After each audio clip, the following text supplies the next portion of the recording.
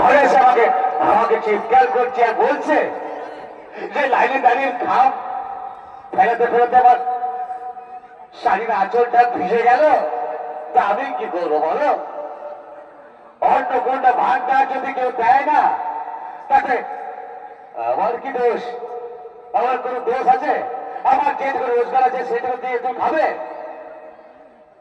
রোগী বলি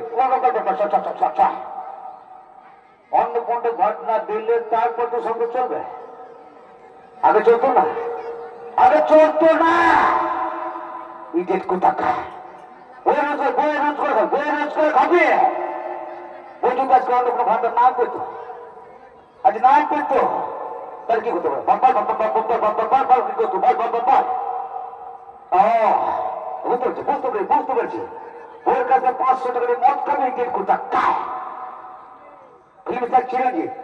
আরে না না, আমার বলে গেছে কোনদিন আমি অন্য কোনো টাকা চাইনি। আর আমি তো বেকার ছেলে, আমার বউর কাছে কেন চাইবো?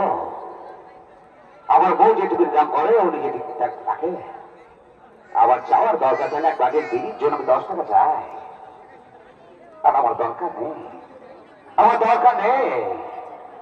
আমি যেটুকু দাম করি আমার বউ আমার ছেলে একটু আনন্দ থাকে, এদিকে কিছু চাই না, এদিকে চাই না, এদিকে চাই না। আমরা কিলোমিটার দেখতে পাচ্ছি। আরে আগে যে একটা কথা বলেছি, হ্যাঁ, আর বলে গেছে আজ পালেন